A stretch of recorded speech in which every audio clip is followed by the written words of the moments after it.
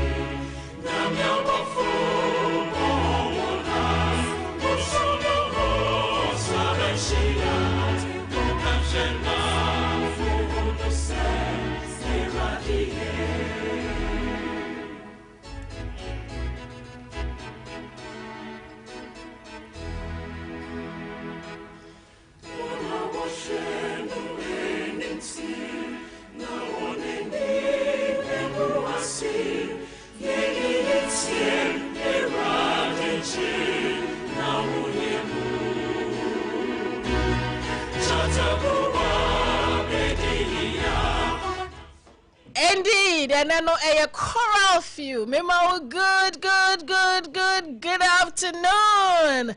Mejidi sa wo ya pa baby a wo bia hwe jatabru abedi hinya nanso ne pa biara ehia wona wode wo ho to Awurade so na wo hiro no so. Minim say sa na ye wo dance wa I wo dance die ye Awurade ya na twi ne keka no ho baby. Anyway, so nim say dia me gito ane Abena Ruthy na o'clock na ediso no eye Sompa till 8 o'clock. 80 Froby. No be Froby. No be so Froby. Nakachani say Abena Ruthy and in the crew. Yeah was Sompa FM. So now yeah there's Sompa delight. And I bro and a service excellence day. I enti and I made ka say you be introduce CBV.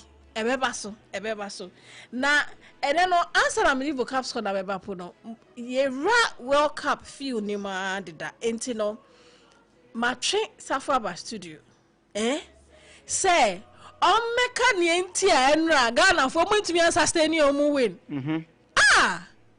na ma jemre no matna de hu na me hwe na for the time a me hwe ye nyina no na ye friend saying mo can say safo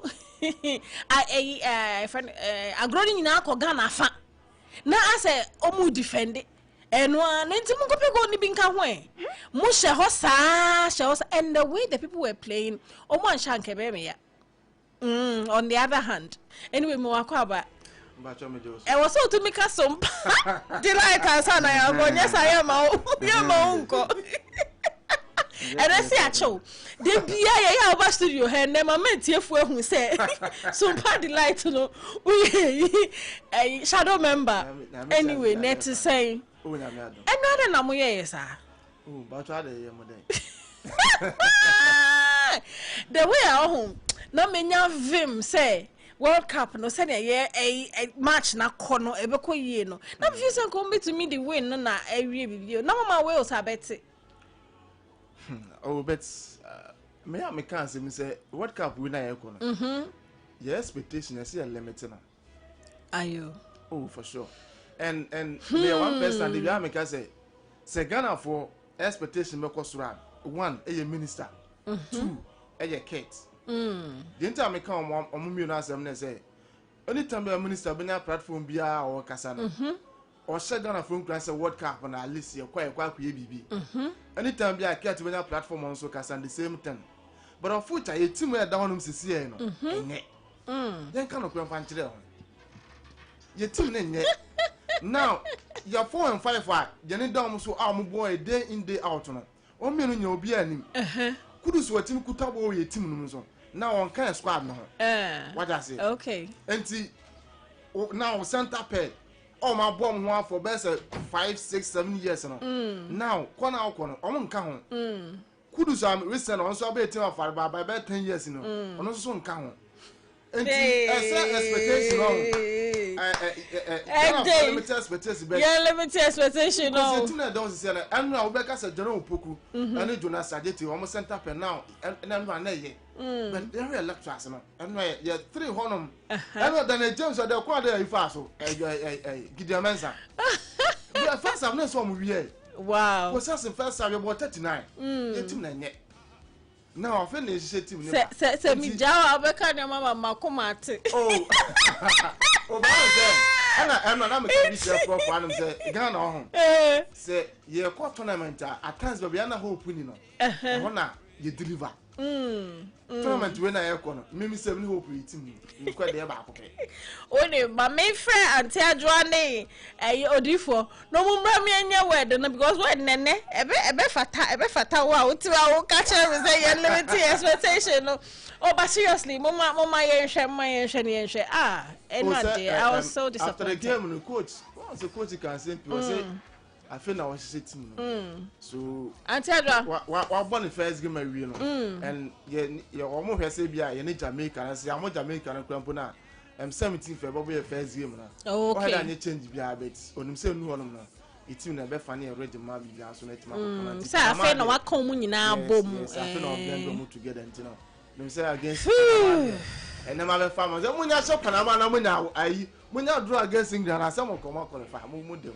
tabi o say come to me maintain now ya born 90 minutes away oh one say and na make say first half na goals for ni nya ejai so we first half no ya and no your center player omo na ya adwuma ni nyina your 4 and 5 no because na ball ni na me 3 honom say always bia ho na nti so when you country bia na say man bia omo ya sharp can come here first half I see because you set back and you abiem kakra aven ye hwe ni so e say because say hwani enya ne den o anyway I'm like can omo tia na de e head anye no never told me they deserved it and ya no but omo deserve it because omo boy e wani de meji tum Pacho koye fasting. Mati koye fasting. Koye fasting. Emu for blasters and I say. I for blasters. Ane. Na nyam choku kongo kwaji. Nanga bore. Ma for kwaji. Ona say to le kwaji. Management committee member sikom kwaji say supporters ya nebie. Eso so bu na mo kasa bebrebe. Mo kasa mama ko mati dem te he ya no ashimi. Oda na eso susuma so. Amam wie kwa mo no mo bom. Oh sa, oh. Mo chere na sa woti fina so wo so akoma. Anyway, oh, first of all, I am this one fast through Sompa delight. Okay, but Sompa delight. I'm saying Sompa. Uncle. The voice to me, okay. Maybe try. Maybe try. No, wait a minute. Sompa. Miko. Sompa. Sompa. Oh, yeah, for settle. Oh, yeah, for settle. Bien voice name Sompa. We are the thing say. Sompa. Adish. Mami nyawe. No one can or then come. Sorty. Now, you can say, at the over first Zoom, I say 11 p.m. say Bibian Sunday, 11 p.m. Saturday no so about baby Tuesday. You be jam near Ofiano, Pierre Man prediction. Oh, Ghana, your first game. Yeah, my prediction. Yo, yate. Ya ko share with the takremu ni a hwehusum ya. Ba wa hwe team na da ho na wa hwe a. You bet ma se Panama. And the me. Wo dey fe no abo na hwe no. You bet ma se Panama. Ben kashe. Wo dey bi. The match 17th now me the prediction number. Inti me me call ye susum edwuma. Me e boya. E boya me first second prediction. Ya boya no ama o de. My friend. Obasafu me das. So I be so one boss on pad light ye inti o de ka. Na me adma. Safo de ye ka. Me kwa kodi. Safo de ye ka. O de ye ka. Me kwa kodi kodwa ma so. O kodi de kodi. Masa mengu weni ma so ya so wa ko tiefo tiw. Tiefo tiw. Yo. Man, no so prefer. Tiefo tiw. It is all pa. You just have to name out. Trust mo. You just have to redeem yourself. Neko. Right. Yes, I won't boyfriend ma. Why na be your lawyer? Yeah. Oh, you the show. Oh, the cat. Oh, yeah, Safo de ye ka uchu mutai.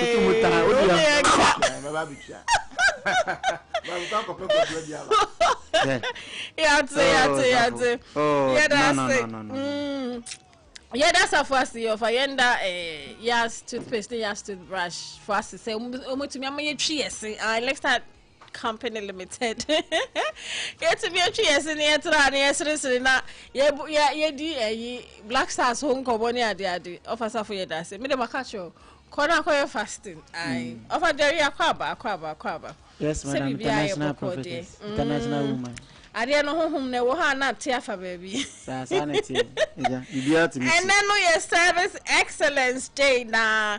So you say it was something new for listeners and when I make internet nano.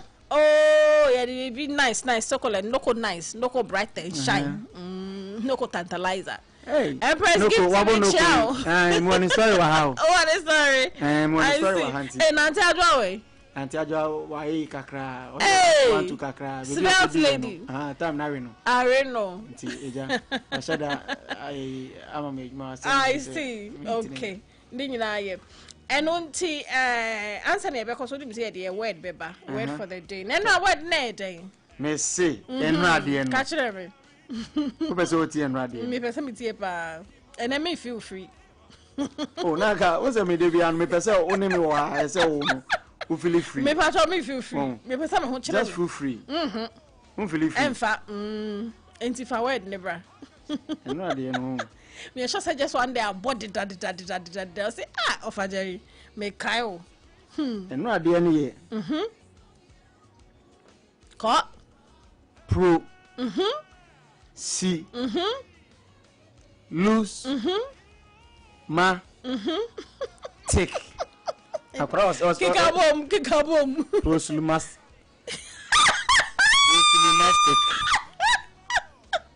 Proslumatic.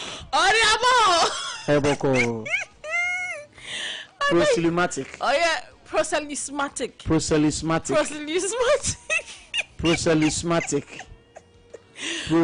Mati, and proselytismatic raw no for any word. The main casabebre. Are you ready? Yes, I'm ready. All right. Bang. Bang.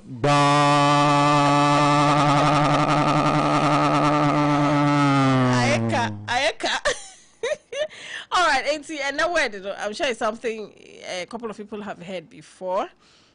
Ostracize. Ostracize. Where do I use? And OSTRACIZE.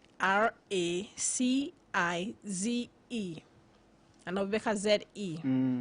Ostracize. English woman. Ostracize. And OSTRACIZE. Ostracize. Ostracize. Okay, nti yemfa meaning ne embra. Ostracize is a verb, a doing word or an action word. Okay, so nti asieni. That's you. It means to intentionally exclude or banish someone from a group, society, or a community. Okay. It involves shunning, ignoring, or refusing to communicate with an individual, often as a form of social rejection. Okay. Or punishment. As so on my attitude. On my attitude. Yeah, ostracize. Oh, and easy. About my ostracize with World Cup selection. Yeah. Aye. And my ostracize with feet. If you are quite be now, or you're quite baby, and you were free, that kind of thing. So that is ostracized. Near extreme, no name. Say you were free mu cry. I mean, example some can because you ignore why am I on to you? Exactly. Baby, I just say for a long time. I had to say, yeah. The US in Chen crash to be unfound with this. Now, wow, exactly. You are not active any longer. Yeah, you were free. Yeah, you were free. Yeah. And then basically that's it. And ostracize, any word. No. Yes, Remo, se munim. Munjusu. Ane, munjusu. Okay, enti uko Facebook Sompa 106.5 FM Accra. Ube hu say ye dia toho goyi ostracize. Me were examples bi wa. Mpacho manimra. His colleagues began to ostracize him after he publicly criticized the company's management. Okay. She felt deeply ostracized by her classmates after choosing to break the unspoken social rules. Okay. The US in Chenkra. US in Chenkra. US in Chen. I sure know. Number one. Omo kano kreno.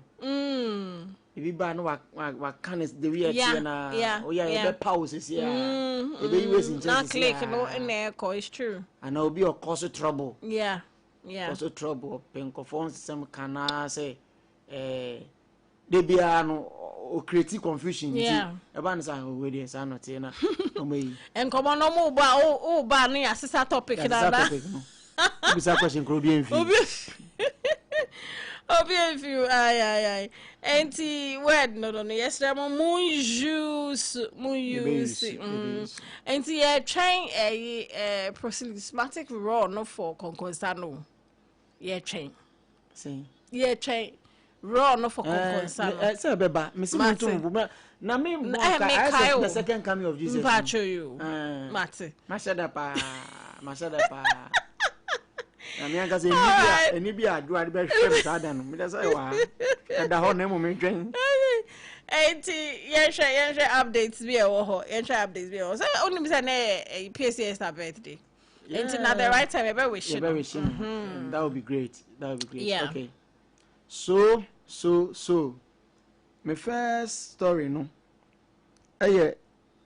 Nkrofo nipa insen bi anase nipa 6 bi a omo amakwa human trafficking. Na ebe pie mu se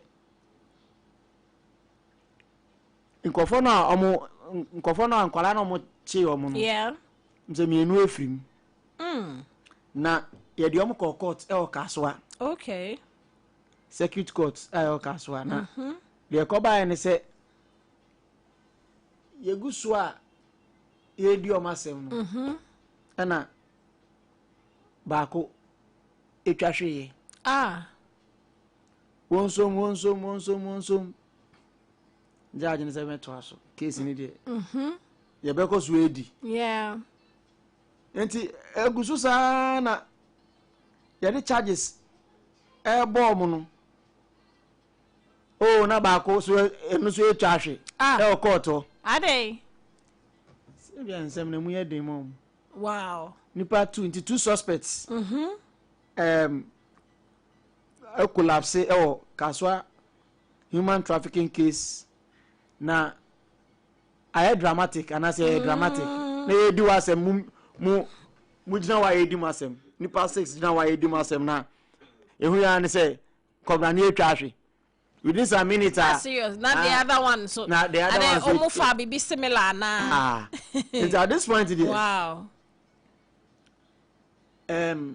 we say you see if we asem first accused person you find say e kan no pra enokoe ne be fa ojafo so dia no so sir at this point it's an say a criminal case no police will tell you say they need you for further investigation nti utwahwe a also call recover now e very value be saba nti there e kopie mu eno no e o kaswa nze ye twa ma ma sori no mako back we are there be so you na we see ano according to senior prosecutor no assistant superintendent of police ASP Thomas Safo ono so akire mu say omanya witnesses two a omoboa number 1 mortuary attendant at Trust Mother and Child Hospital and na your friend is saying omo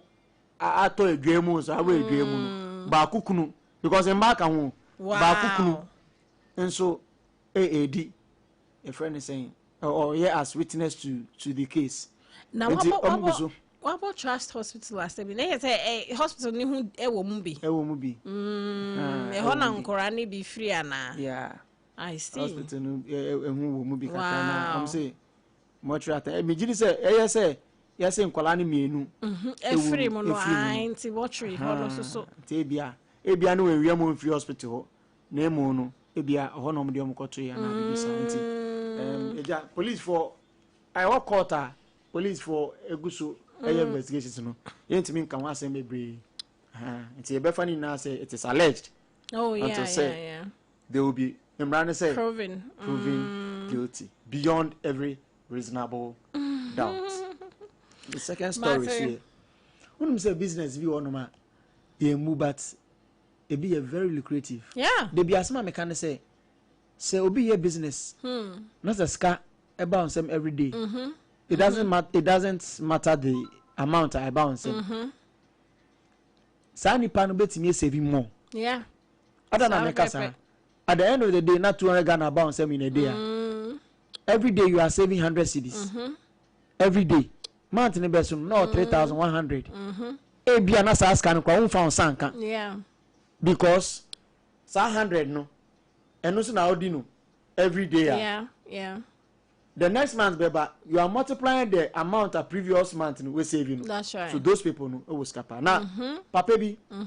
And na face when say sika betimi abeka unsa. Nemo the obey is sika na ye no.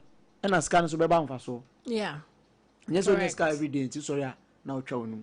Na the ten say papa yipa we be buy o tena dem enye bi gram no we onim say arts for no sa na ye na edi nya no yeah and old time footballers no it was semi no it was abedipele mu Tony Yebuamu and na hu say omo di sika omo nya mu no no mama Sami Kufu omo ansa na didi so I buy na because those days I'm so one man say we were boss and then obehwem na wenye ska bebre na branch we friend yekini me kai di no no bonyum benye sika on teenager no be a friend say millionaire no bonyum obo instrument ni ade ko ari bro ni bi na yekini be wo Ghana as a broke man enti yan nua pani ye wofa bia oye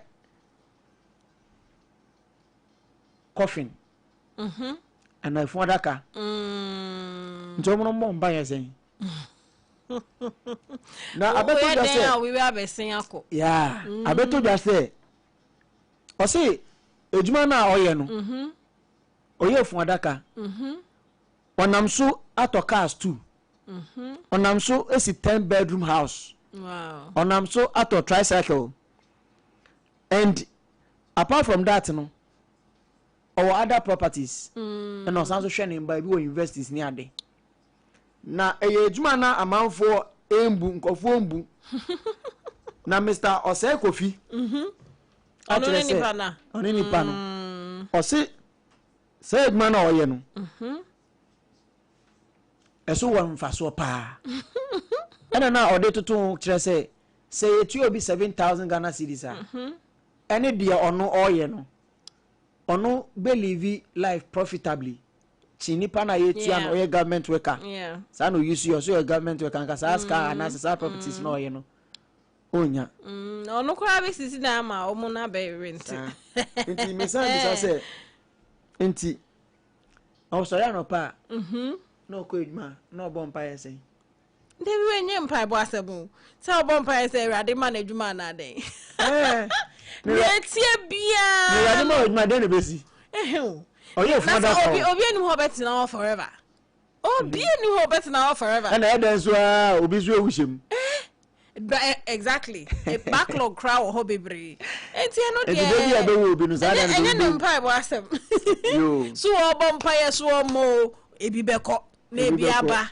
enti nye mpa bo na edi obi beko debi ende dem nchini unless of course ono akoye ne nyoma bi no oye bia ka ho a but the natural course will be that ebi beko ebi beba enti no sa service no ebe hia so okay akami na story ya akami ejako mu bi o no ye fu adaga no atraza obi awu e no si dey te no ko bros no kunkuma manfo se ne wa she ne krom ho no kwara no ton ana nti ba means ne ho no bi decide say on ton ho ko to baby fu we do beto ha we do beto ne ho all right yeah those against BBL are poor. Why the kind? Yes, Sister Empress. I didn't story that I was with you. Beto just say presenter Bakwa or Despite Media. Person boni di. Beto just say that's what chef for mana say. Social na yobi a hu ni picture ojina opa. Chef for mana the men akwa to say epie say form share ni baby keypad bi o baby ma de na chia ni hu be yen bebre social media ni ade nti e ba ne sa no na Empress e kasa fa ho kakra ana say Brazilian bat lift no I friend BBL no wa ka ho asem wo kasa tia ni we no kire say uni cash ana o ka say ade no krampo no Bible baby eni ha tia esan say SS fata e wo baby a emwa wo pese you want to put it uchi free on the other part of the body na emboa wonti just for you to enhance your shape ni ade ana o to aso kwabo ka say ade no krampo a wo ye yi krampo no $15,000 pay. Any boy nyedin. Nemu ni maintenance ana ne care no. And e ya dia ye kaka. Na Ghana for uma ni nua ne ho ni na se me abetodwe uma ne na so munyo no. Na ade o kasatia be bria se uni cash ntina o kasatia nka o cash nka o kra o ba ko e bi ni ade. Enti Osan so hana meyi kakra. Also she urged a cushion company to invent hip pads for them to buy so that they could wear in shouting those who preach against it. I say cushion companies, they should do more so that they can wear them. Cushion companies ba. Cushion companies, hip pads ba. say number 1 omo brand ambassador and I say our man umutua a friend saying royalties man for pushing the idea to them. I know you me green. Empress say or share cushion companies in crime. Someone here he pass bebre more. Sana be on betimi a share na. Say omo kassetia baby be come and what kra. No, because omo nya omo so no omo de. Yes sir. Me ko hu obi o sha de bi no share on to. Na achia. Achia ahom te papa. So that's right. Achia ahom te. Oh, asamu. E mama wasem ye ni ne fe. Anyway, but then I can say the side effects. Very dangerous. You share documentary be mu the silicone here omunufu ni ade. Yeah. Oh man. No serious. And some concern area it's in there. And therefore Masumo. Anyway, as for BBL, they are usually a point on it here short. At the end of the day, unyame. Yeah. And you know, we are convinced that and I say I work on a side effects. Yeah. Maybe one side effects.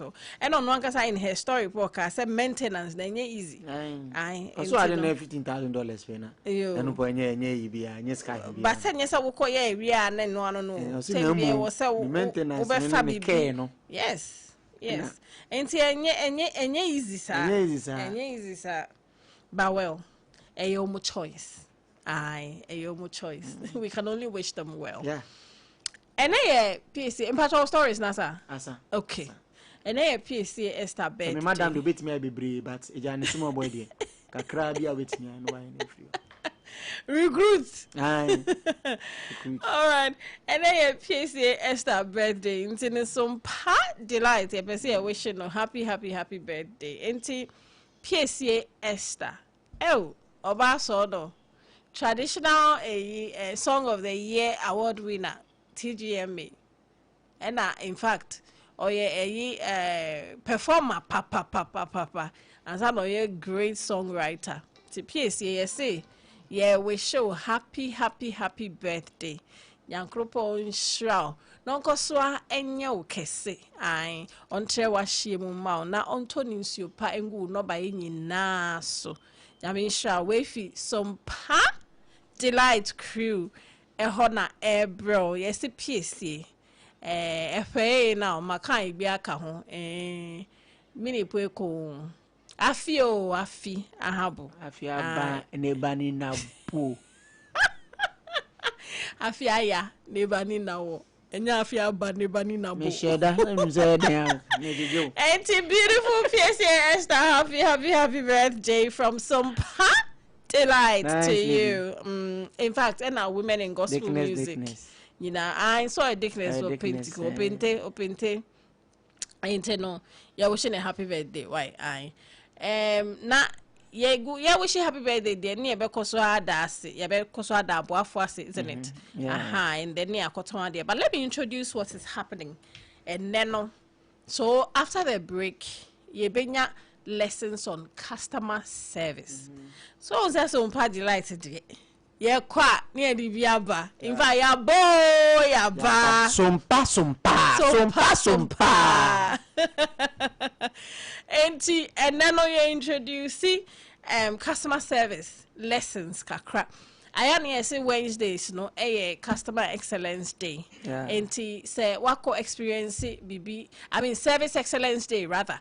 Wako experience service be a fair or be a BB when I mean anything that has to do with interacting with somebody we are happy about. Over to me, friend now they are tuja. And the team have thought say customer service die into yen church near customer service and then who idea so will be a juma so we be a juma poor how our new customers everything kita home St. Augustine I didn't know that only a wedding kita home I and therefore I am a mum what to that St. Augustine or titi modem haka crack Enunti customer service lessons ebeba. And ye be any series kakra say the etiquettes na babe church na ha we so every Wednesday ye the kakra be nti be mam various aspects of customer service. And e be ya we dwuma we bie no. And I said dwuma na wo mpo no nia wo ye no ebe danso. There's a place I me talk fruits e wo me kwan so. Now the last time Lady Joanne Coffee and I say I don't know me do her. Me po bia ho na me ko particular place na me ko Tommy dewo. Ono so nim say sa ho no quite expensive because what cost what was her lane ni so da into no nim various in there na me ka che ne say nkofo no senia omoji omo ye ene how your customer service no and no na attractive me even though money expensive no I feel good buying from them and to be bisa say na be ya na wo ye na be dance na say nipa be 20 kra na wo omu ye the same thing wo ho na be ba na nye say wa fa ba bi di bibia ko she ba bi o but senia we receive you omu no senia wo omu kasa senia wo serve you omu sifa no omu be pena omatwe aba wo homo enti that's what we're going to be teaching enti me producer one high international of Ajari ono ano be so em no dia fam enti after the break we will start off with that na fe ya ma kwan say oba be ka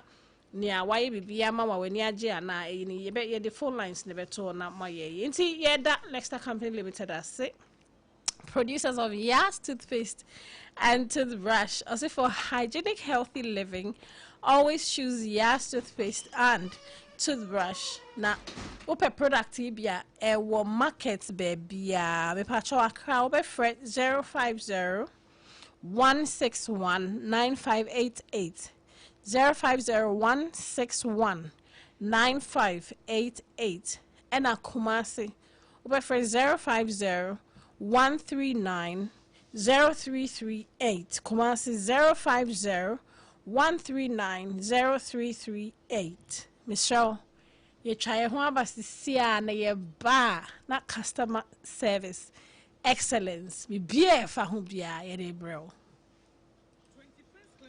sciatica expert sciatica no o nerves na wo to ase na fa wo siremu na fa wo nansia besi ase ho no se ho techema eno ene fa ne sciatica na etimi bubu o to ase ka wo se dwe wo sirem wo je ho ba bia enye na no na 21st clinic ba ye adwuma pa wo mu ye ntia baso bo ma je no Ghana ha ene amono ne enya asem ketewa wo mu je international awards ahodo wo mu je local awards ahodo na anu nso na wo mu bie the only sciatica research and treatment center in Africa bibrim ha no ebi ni ba bia je 21st clinic womu dia bibidro ene besa yare no masa de machine aka ho yare sabia yare bia wutimi de ko ne mama de ba ko a wo magidi wo mu pa no sciatica ena stroke nso de kwa diabetes ne hypertension ne ade Ghana ha ba bia wo mu ho enkran ha se ye wo Tantra Hill runabout se wo free enkran ba ye wo wonsa ni fa so wo fra masaman so na ba nso a wonsa bonkum so ho na wo behu ye 0540 311 311 0540 311 311 na se 21st clinic still woman ye sciatica expert Hajia special local food abakade enye aduane ne aduane o ye wa aduane ne wa aduane enye nwanwa se Ghana ha ahemfo eyi akese wedding akese party akese se mo pe baabi a wo be serve wo ma wo ho se ye buffet ene wo mo ye se ye local continental dishes a wo bi atwa nani a Hajia special local foods e wo hacho atomic kwan no so ho no de ntie fe ne local foods ne se enye wo mo ye aduane a na wo matentam tomatoes apro meko apro jena apro garlic apro no de ye aduane se ehya abontine aduane edi yenye ne bisa dabi Hajia suro nyame etinye nwanwa se Ghana ha etitire se ministries agencies akese eyie ahemfo na nanom ahema mo wo motena se no wo si ye bedidi ye didi eziban ye didi a wo mo se momfra Hajia special local foods efise hono ena aduane no ekoyie Ghana ha ba bia wo mutimi serve Hajia special special local food upese ofra eye 02463599921 02463599921 and answer 05947972115 eye 05947972115 for not with them. Hey medo edrano pa wutimi to boase etwitwiwsi o ado na so ni se me de yas toothpaste and the brush and the twitwi mesima menya homka senti na ye bokoi na me de me all time favorite yas herbal toothpaste and the brush aboa me amasesei menum nso a enwunu anasa de ehia me semfimfem me biem na won hwasa mesi aye fita sesrechi ahoma na et brightens yas whitening toothpaste and the brush and the me de hwimese enti na wo se afei na yas total care gel toothpaste and the brush ni de ebo wo se ho ban demu ni nyina ema wonum ye sham. Oh yes, enukratrodo yas herbal yas whitening and yas total care gel toothpaste and the brush abusuan chamfa se wo pedudu tu e won kran ha for Leicester Ghana Limited and was 050-161-9588. Leicester Ghana Limited and the yas toothpaste mo ahodo and the brush abadwa so abeboy tontonte yanum nsane e fadwen ne e fadwen mpa say na nim say brebi beba ama tontina 74 opa ye ne simple T74 abeye aduru tontina 74 ana T74 asa twe yadwene asina nanom dodo so say de na dodo bua ma nanom enyare basabasa no saa na tontina 74 ana T74 ebu anipadua no emo immune support enti obi onum bie no abrebia ne ho den tontina 74 yin so yaye no sensuo kokoro wa kama enti ba bia wonam bia obetimi de wade akọ samene wa ankafi na ekroyi eda no nko na wiye wa bra mennom T74 samennom tontina 74 menya hodin mennom ne dabia T74 yi eye hahama ene ye de aye na DHC ena aframa na ye kama saa no T74 ahoden ni apomuden ko a woko pharmacy ana ba bia to nwo bia ubenya tontina 74 yi biato T74 yi enye ma oba wa fafuro ana obi a o manufo ana se obi a onya mfie dumienu eto phone 050-162-8931 and 0246-073-498 FDA agi adwedin kratoi atom. In the stillness of the morning, before the noise of the day begins, there is a sound rising, a sound of prayer, a sound of power, and a sound of victory. Yamawakwaba was Sompa First Service. I was Sompa TV, Sompa Radio. Your early morning altar of encounter. Join Bishop Abesati Kwambo. Oyunyankupon di fa wastrano eweye brim. And I'm Nensaso ama Onyankupon reyawon wadepi. Through this prophetic platform, destinies are aligned, burdens are lifted, and lives are transformed. We need to teach us Sompa First Service. Our home enye TV program keke. Ayebra osro ni asasishia. Ayebro Nyankupon kasa chenema. Set your alarm, tell a friend, gather your family, and let the Spirit of God reposition your life. Sompa First Service encha wo hu hoda. Ayedwada kusi efiada anopa. Anopa no num kusi anopa no nsia. Fa woda no nyina share radensa na erade beye. Yaba Sompa. Eniena hallelujah nke gwamampa. Oh, Adum Kiki, oya dear, yedase. NT service excellence time. And I yet do so no I na customer service. Teachings I be and ye introducing them. We man of proselymatic Rob yana. Hey, producer one. Whatever. Once I requesting quantity ever. Anyway, enti answer na ye be take you off no. Make announcement to into enti the embassy of the Russian Federation. Omone UNIMAC, which is University of Media, Arts and Communication, and Institute of Film and Television. Omo invite Obia to what they term the first Russian Film Festival in Accra. First Russian Film Festival in Accra. And so you'll be out here interested in filmmaking. This is something for you. So the Embassy of the Russian Federation, together with the University of Media, Arts and Communication, and Institute of Film and Television omu invite obiya say first ever Russian Film Festival ebaso Accra no ebebaso on 16th and 17th June 17th year start World Cup no yeah boy yeah match no anyway on 16th and 17th June ebaso na Mama Media na St. Augustine wa try ade na free so 16th and 17th June 2026 ya na baso was Snap Cinema Accra eho na ade baso enti Michelle find your way there if we are interested in filmmaking we are up and coming person and even wo mu dida Michelle bomode alcohol na admission ye free wuntu ahwe baso was Snap Cinema no ewo Independence Avenue Kufor Station in Chenhua enti Michelle 16th to 17th June bomodia na make your way there na ebebo na omobema refreshment so di omema refreshment I didn't free omesa refreshment so and embassy of Russia there say next one Russia be omni ade refreshment and cry mu be pa now complimentary refreshments I tell you nti omobema pa enti GPS address of venue no ye HQ2W plus 8GX Udi Kufor Station in Chewa, Independence Avenue na Snap Cinemas, Bomodia na 16th to 17th June. Ukohwa, ube to me a part of this. Ube to me a part of it. Yeah, has so much time, but you usually say in fact, Omumami who say first day no, ambassador Nibeba. Yeah, into the first day, then by 12 noon. I know na. Yeah, but an opening by 12 noon. Na afe 5 p.m. So my movie no be. Na afe second day no. Closing ceremony. Nebe 2 p.m. Aye. Na film crew for be wo ne ade. Na afe 5 p.m. no. Omu the film na sheshe so. Enti ebe exciting pa. But I was a RSVP because and yes ube get crash keke enti no. Ye momo diana. Uko ye Facebook page I will say the omu program not to honey ade enti. Information I will hear bia no ube to me aye.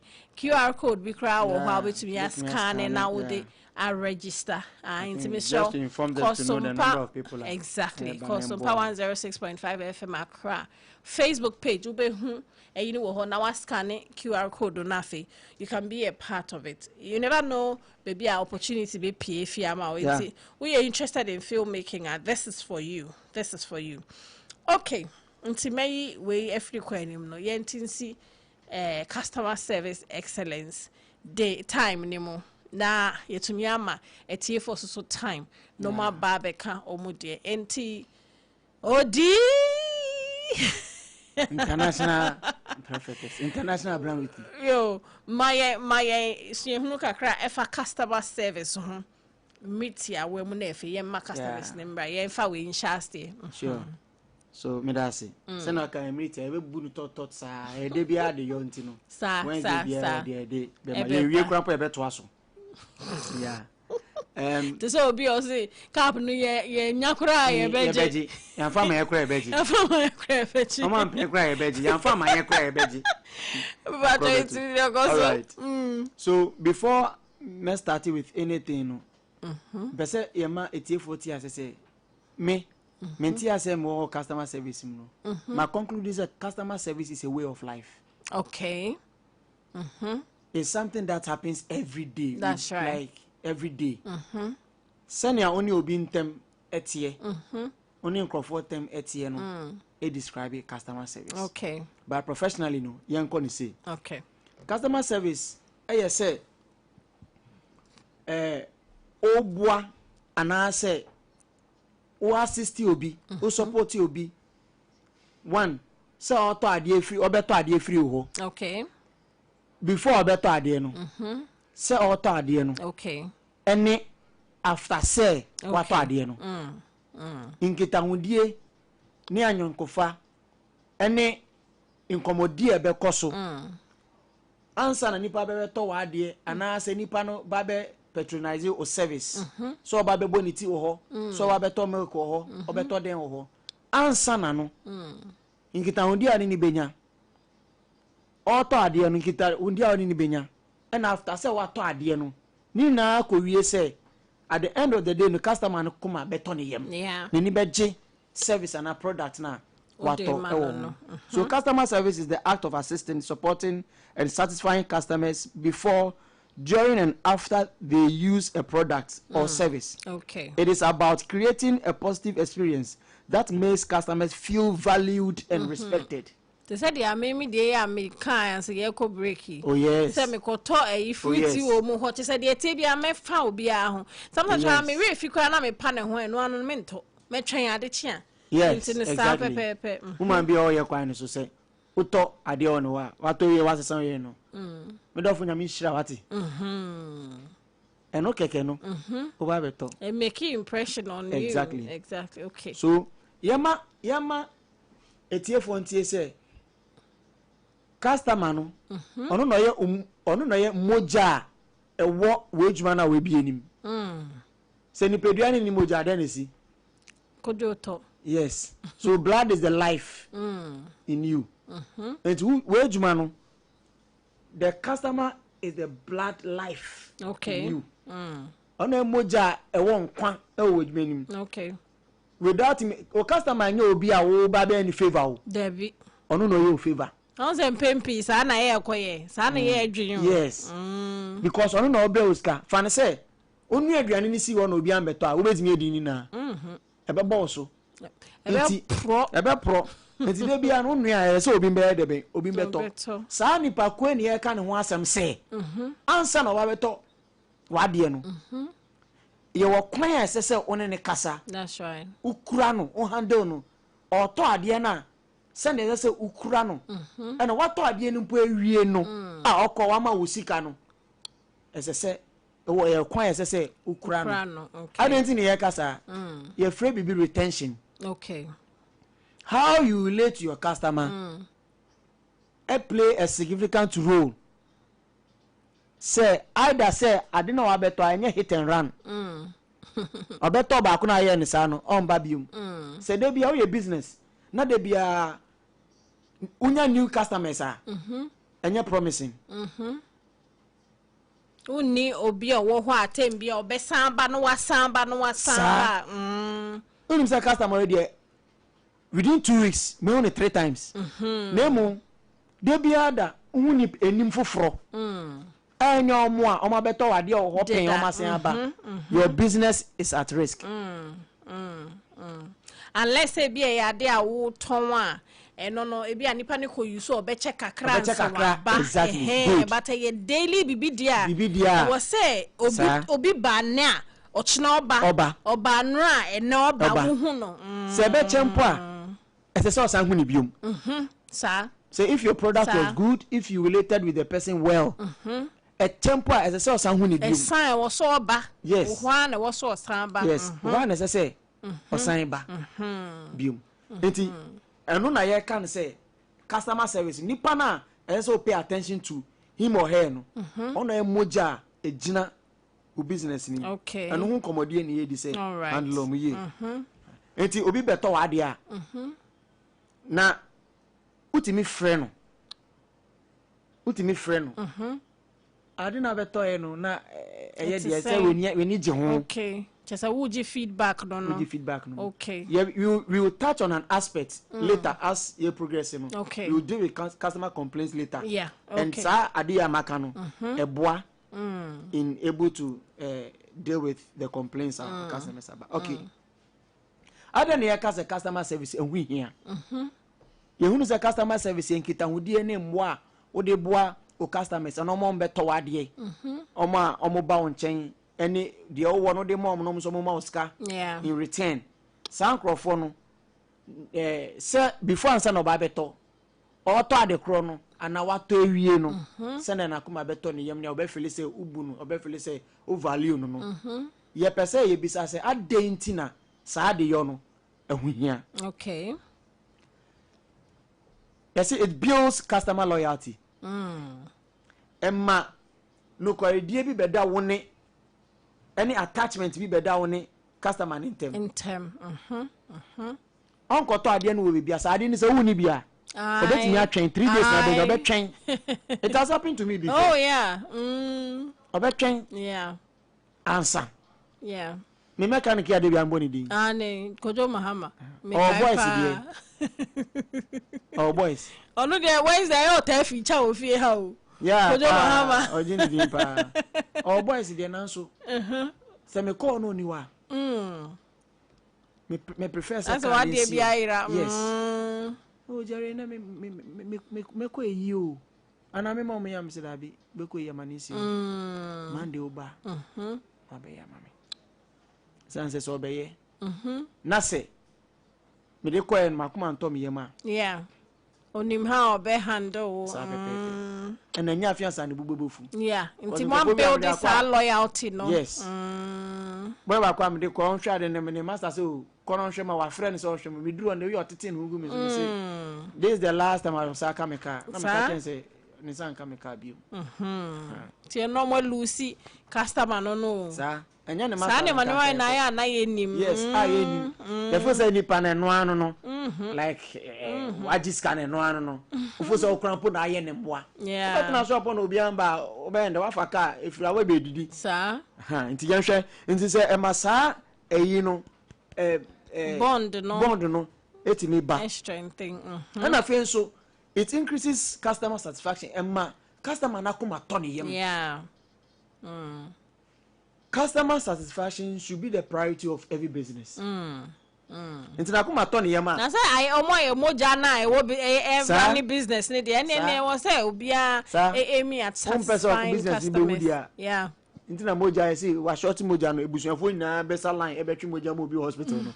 Moja hu hia. Nti my customer ne akuma toni na make say anytime I bet me I hate to satisfy your customer very well no. You are assured of retention. Yeah. Yeah. The probability at which obeko obesa no higher e boa. Yeah. Na to so miensa e ka anase e kire ade papa bi about your company no, o business no. Okay. Salon na we bie no.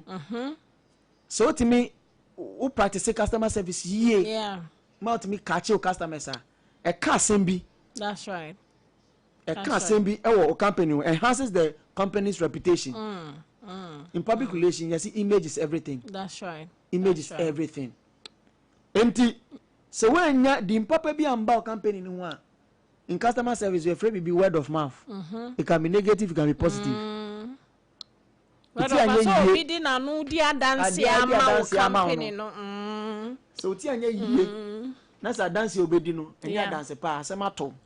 Yeah, customer complains you talk about this. Okay. Word of mouth. You make us about that pa. Of Jeremy go. Who call site your friend is saying a tea no. And I make us say ample. Even sometimes based on how I'm new be relating to no. So we be kwa kobonia. Won shadapo ma hausa obesa ko biom ntino se ye retain ye ma ye customers ye show mu ye no mu atena ye nsem ya show mu pa campaign de hu hia pa e be ma wo company na ko enim hu hia pa great points say ye pese business bia obi etumpon a hu hia pa se ye be share customers ni ye and I think so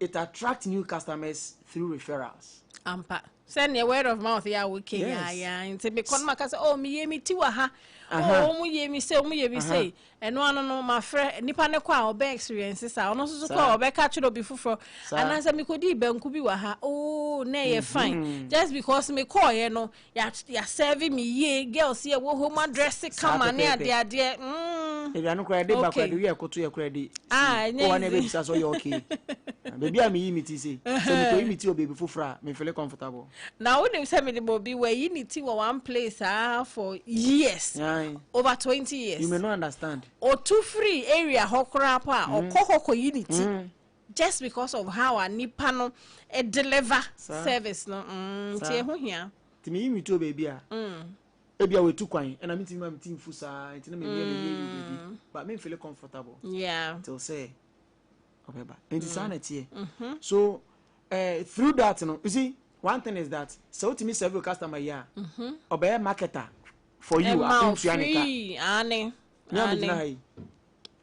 omo a baby am yimiti baby am ye meka baby am pama de anyway ultimately because me are conscious or sensitive to customer service if you're able to get it pay my own free marketer ubisa ya kudo mahama be ka kiro engofo aware fair omuto no sa and when I send them to omunya the exact same service sometimes kwa price no you yours jarinti and because of me to person be gu ni weni mas me gu me mas so that's right he's a friend all the places are me nya service is free no oh yeah ni ye nkwa dia me I'm very good at that meton make you be about this year and no there and who say as an individual so na ya na wo wusu a attracting kofo enti ne se wo free mu no aka akire obi se bibini a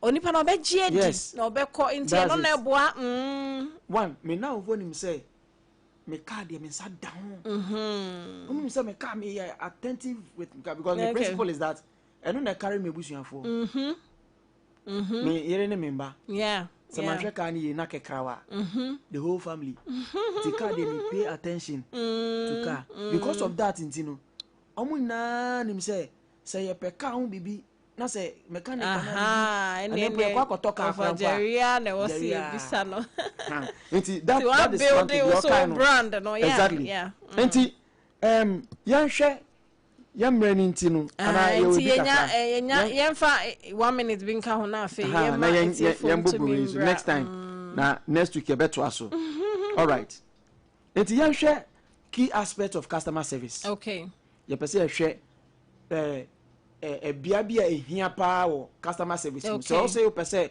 uma o customer nani eje dia ene na ye say onya aso emami effective communication okay inkitahudie papa and inkitahudie ye good customer service begins with clear and professional communication okay as I say utimi ni nipa no enya inkitahudie ye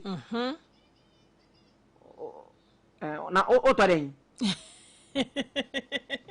eda na oto owan eda na oto na nenim krampo obeye krampo said I had to say oba beto ade na ha no say oba beto no anade wo sa I saw the bed in be breno okay say first day I started customer service excellence because me ko to me boys ko ye juma oba bi da me ko to aduane bia a girl no wo ho ne say na o behave no wo kai na say dia na wan ya no krampo and me can say nye pa say minim area ho na minim baby fufura and come to be sick and put channel because senior now all behavior to say the answer why me panic also umra metina ho no nu aduane no na inkofumra is serious so what's the point now woman who here me jamom ubejai oh me try me come be to go asemfa na asemko enti I very necessary enti sa ikitahudie papa ese oni omunye yentie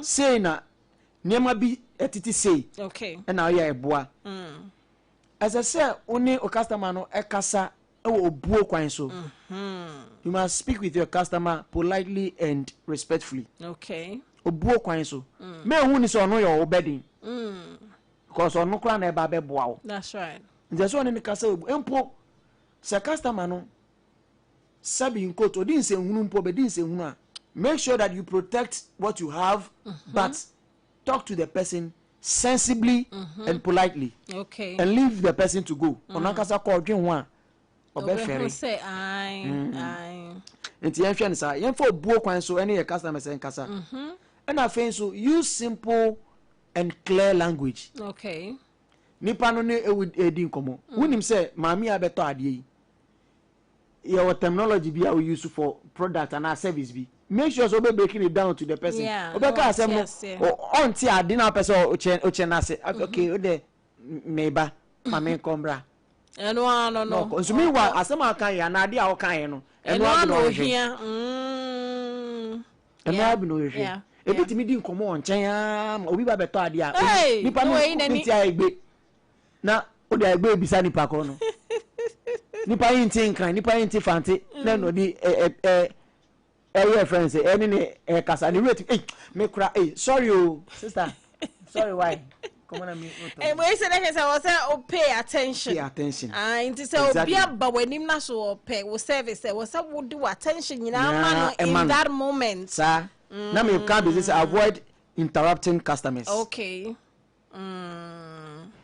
omo ka bibi no na especially obi mabasa me pay kasa Pacho me pe kasa kasa ni ho kasa mi na otani ho oh okay no so na me pe okay so I no grab it na to we grab I have to we what don't think so in can fine oh your marketing but the way we introduce the other product the person has insisted sometimes it gets annoying nipa na say enu no pe sometimes you say like 3-4 or can or more for friends enu na pe ebi kra e Ghana for dem hu ade ba ko a aka bibi kra che say ebi anasa ada no kra obe ma o business kakraka bi kra winnim Ghana for that say mo hu ade ba ko say no say ope or can the ope kra untie nti yenhwe ne saa so na emboan confirm understanding by summarizing their concerns okay nti one wa kan wie no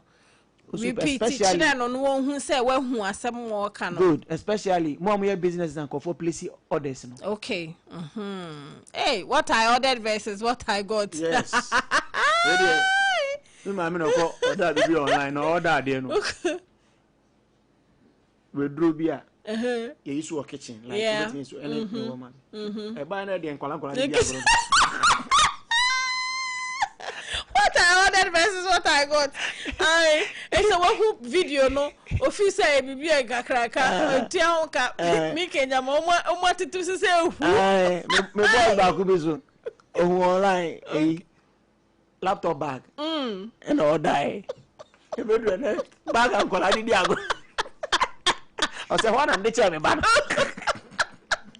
80 only say was your pet time for sa online on the power and you know I've worked in that space before.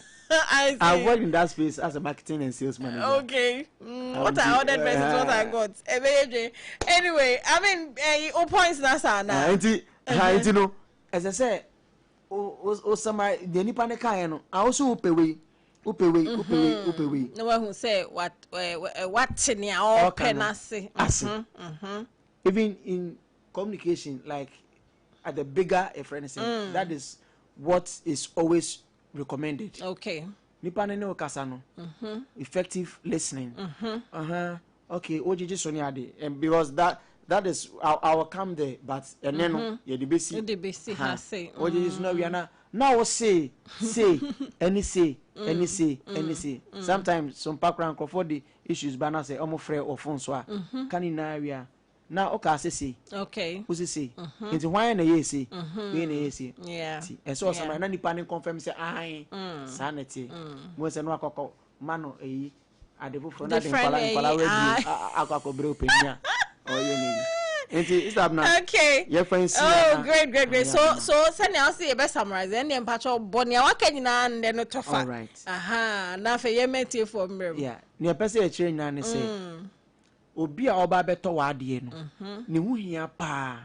Se ni hu hia de a on no kita purchasing power na sika no de beto ade na wo offer because wan to ade ne be boso. Yeah. Ni hu hia de na esese wo ye nema bia ebetimi aboa na de bia da oda beto wade ye ka say so beto wade nipa ba ko beto wade na okono amba bi ma enye ma wo ana de bia hu enim foforo a enye ma wo nti as I say we pay attention to answer no bi ba beto wade oni nipa ne di ehia answer no ba beto wade o to wade ene wa to wade ewie no ese nkita hudie papa bi koso a ebetimi ama na ko asan aba so ubu obi a obre wusika a obeto wa ade no wo service no ba patronize and as a product over beto no so odi obuo kwan so uni omunya nkita wudie na uni omunya sa anyonkofa na de bia da wan beto wa ade a on feel comfortable and then friend customer service effective customer service. That's right. Na emboa o business no ntimi enyi emboa o business no ntimi enyi we dey me boss am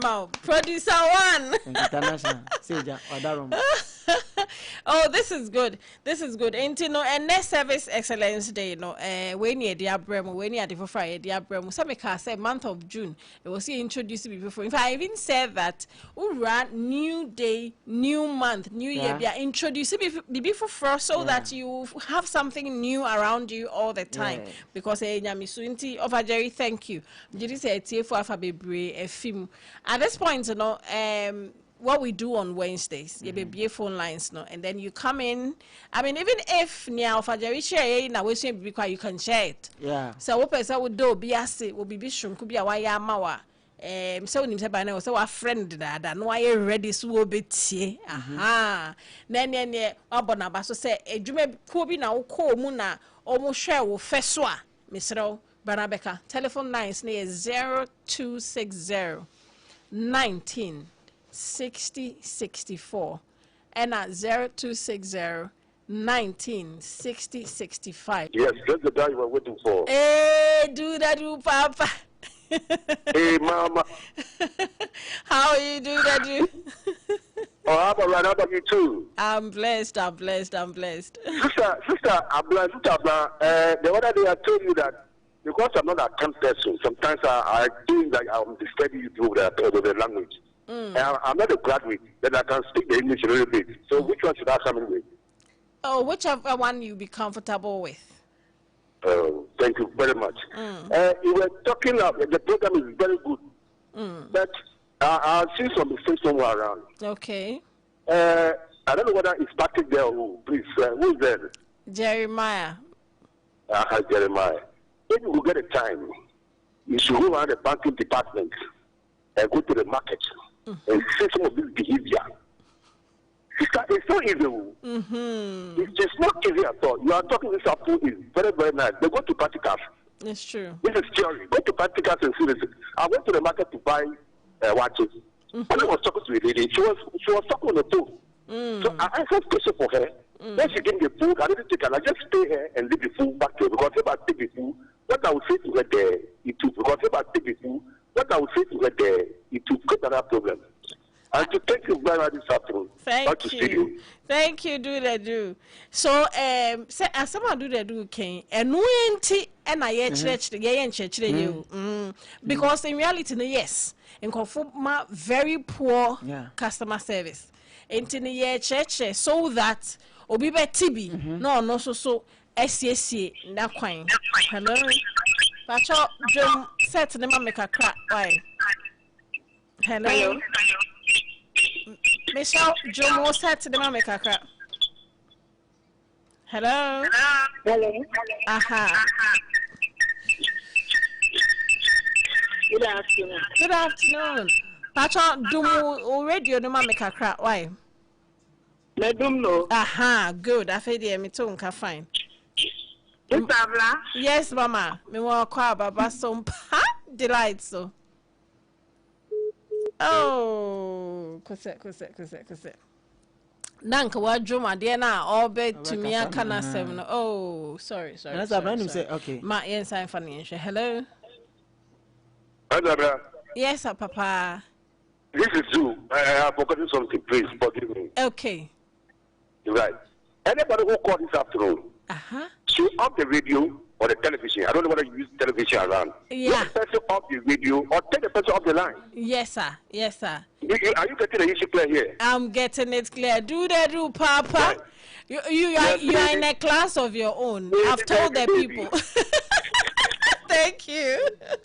Someone catch up and say, do our class of his own. Oh, no. You just one day in a class prefect. Oh, no, yeah, you patron. Anyway, hello.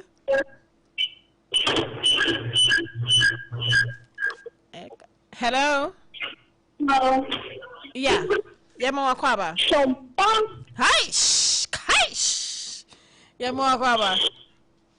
Yeah, no name. Mabna. Oh, why, ma? Oh, why, young Wakaba? Not but all what is saying in Corano. But father will learn. Yeah, there are the asset. You must papa. Yamuda Ben should be let's do anything for now. Masipa. Now, me one of that school. I had the amount so many. I am near some to Hey, Kaish.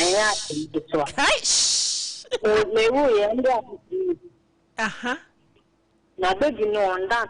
Oh, no, I'm sure you go now, but I'm never going to me.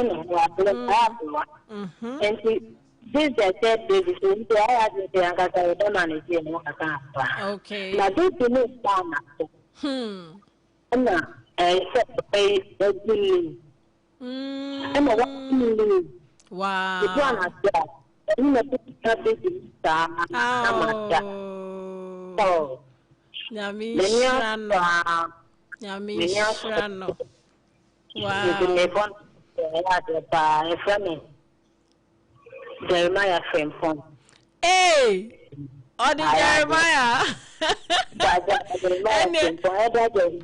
Elder Jerry. Honestly, Elder Jerry. Me producer so the Elder Jerry. Elder Jeremiah. Same. Oh, and then Mama Nana see ye ma. Mama Nana see ye ma. Inti Elder.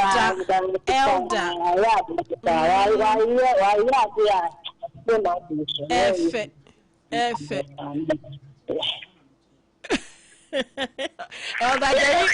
Elder Jerry no what studio ha no ke candidate na me hu so enti Elder Jeremiah Frimpong wuchocho buncho ma abna a me so ye me darling wa ha osi odase nyame show hello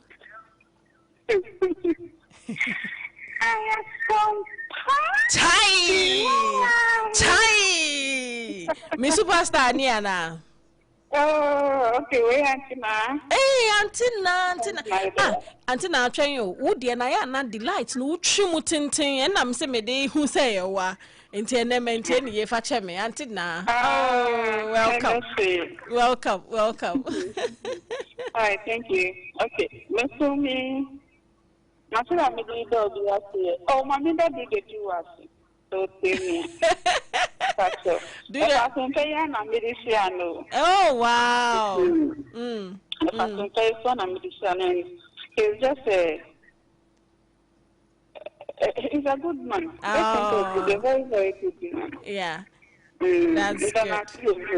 We thank God. And customer service now, I'm going to and I class maybe it's currently me bank account. Okay. Because the way I receive the customers. Sometimes we call it yeah. And so we see here and you comedy girl that's right. And if I ask many I know what I don't know why you leave. Sir. And you don't idea, but who's living phone by unknowingly. Yes, who knew but Obi Wama, I did be sent a sober car to be natural to a constant. You will for now about and you know, oh, Oban woman in one and the enemy serious big man. No, sir. Obi serious this year. Sir. Now make us start. On top of that, I will there for serious this now this year, not there. Or tell one too, or tell you not for the car with the uncle. That's right. Or finally, Sanya who behaving very attractive, no, car. Only the Bokoma, who you're going to not in the mood not to be a sister, not to be cool. Sir. And to sign one baby, the rest of us at the same time. Oh, Thank God for money. He's thank God for the dynamic table who set to in my pasha. And I order on our Casarina on any bon come no tab, you know. Oh, me hooper. I didn't bon come on now or tab, dear. Or a banana no or Jana Casa. I won't say, oh, what I'm going to not the way I come. Sir, I'll put the young car, sir. I'm heading to answer, and my wife. Yate, yeah, to me, you better hold us. I won't cover my yate. I'm not be there. I will say, will you in that you would be more? You say you can't come not them as a picture. Oh, not them as a picture. So they'll be quite a party. Oh, my face, almost anything, lady. Yeah, Matua said, Papa. That's right. As you rightly said. Until now, that's it. Until now, topic here was that one day, hello. Hello, good afternoon. Hey, just one day, good afternoon. Oh, I'm running. Nyamiadum now, so eh. Good.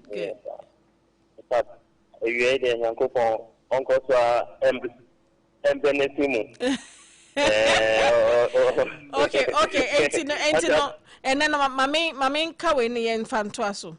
Enti Benison no now. Enti wo sre nyankopon Benison egu yenso.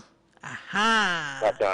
Now. Enti say yakase ye ko yusu no verb na aye bibie wo ho but ye yusu no noun de na wo sre nyankopon Benison egu yenso. Enti ye wie wa free ye sre nyankopon Benison egu so. Enti afi yenko. Sompa Kaish. Because you can't get addition. Sa. And then so me that a years me that was any liberal Jeremiah or no. Sa. And then to what can be about customer service. In fact, I can say you run new month more or so be a promoting up for the new big so. The middle my emergency say every day they are west are only panel. They are may use back. That's right. I want me my captain. Then they are because the more make the more so I me sa. About customer service and then I make the blood of life of the business. That's right. Then blood life of the business is very good because one day they do on the area more.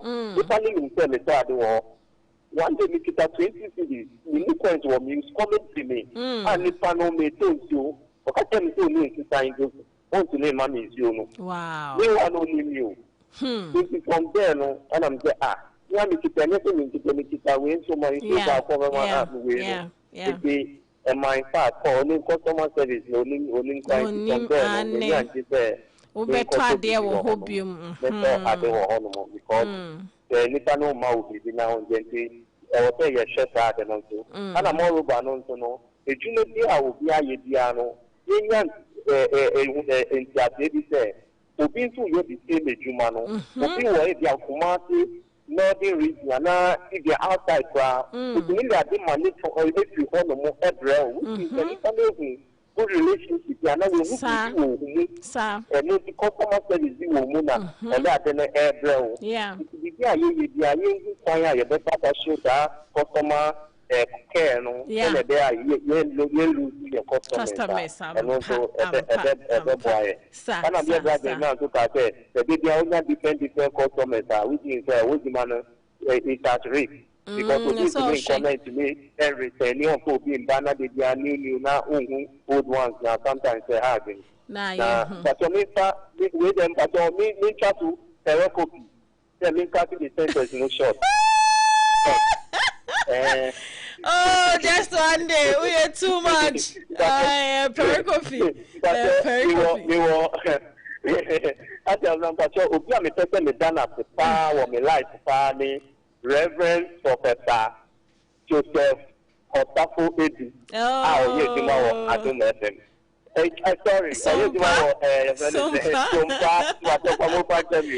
Sompa, I am my Yaketiafa. That's right. Kakra begin my best party with Sompa Ruthy. In fact, my follow na in fact na this treno. In fact, it was powerful. Now, Sompa could be okay because I think they are Obiakendiano. You get sick. Sometimes one word is not be back to talk here. And then a bomb or legal life here. Now, I think you're okay. I think the ability about so afanyansa answer the I think we are crying in fact military life in such a way that last just 3 weeks ago woman be and a woman who so okay on any cool who so okay motor don't tell me my mama me cool see your car no my mama me cool because let me call the other driver be in Yantopa the woman there I send a bill by na get pattern ni kunu ya on no pe so but me do ono na me ka tell man say matter the throw nipa me for ya dey yi if ta onyansa no e ti jimia no kwan the throw trake no na tuka no ko one man you should be ano tuka no ano ko just last Saturday ana me say she minimum mo be bia ba me she mo ana woman say run oko no ono na last no boy no ana man no stop here ana man ka tell say last order ma say ana ka tell say ebia nipa no wo ebia na we free mu obi wo no mo na me nya ebia we wunko ohun a only the can say na we na problem exactly oh wo no da ma say pa Reverend Professor Joseph Otafo Edi no it dey done as a pa say me follow the words that dey all kind encouragement ni nya no it na say that dey you be or how mu ko to a isira no amen oh shall so baby just one day also a preacher you mean you know so na yem fan wrap up because your time need the asa nesa enti offer Jerry customer service training yeah good ebeko yesu so that like I said no senior woman no did ni issue ne buy say e bia bema bi wo ho ana wa better tell no abe who say woman customer service we need to tackle that no no there so say na just akoye different you cry jealousy bi wo baby ni ade wo say ehwe ho ye okay no cry be transfer amount akosi am no my I no masha no my oh baba enti men now I say producer one before I say be kono Ghana per me research am Ghana businesses in Ghana, most businesses in Ghana don't pay attention to customer service. Oh, true. That is why several businesses are struggling. Also, do kind. Also, reality, no, and I agree. It's true. If you're able to touch on customer complaints, Obeti as I say, Koduna oton table no so no. Ekutu na oton no. And money watching na oton table no so no. Usuba bi di business ninya. Yeah. So we talk about it. Yes, I am quite for years now. That's what they out here. Won't say formal informal corporate organizations to corporate. Yeah. Customer service failure. Yes. Enti ene ahani edibesi made dawase producer one Elder Jeremiah Simpson. When you brow Elder Jeremiah Frimpong.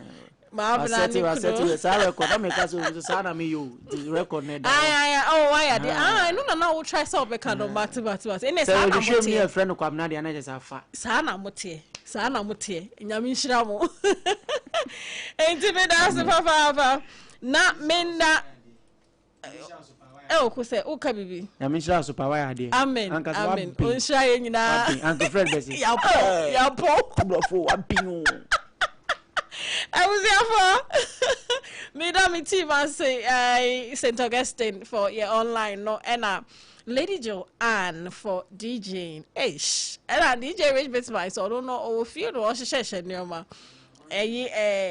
married man. You are no so near. One in Canamri, one in. You move you. And tell us your for Yadamasi and the anti drama, me fino, but Michiano, papa. Aye, and tea, Eddie, just one Abena Ruthy. Oh, and then Mammy Chabaki. I all shed about the chair behind the Miss Misha that chair, and Tiabake, Mini Abena, Michel, Namichan Tiacosia go about Madame. Communication. Yeah, Madame, I give out to me, Gary. Anyway, Apple. And to me, sorry, see, Mom, when him say, Sompa for God and country. And I did very more Professor Abuchi. Why a crowd with Mr. Chen, no papa, no, so to be a more she or the bro, yeah, that's it. Era, me patrol, Brana, me shot your bag. Bra, Aden.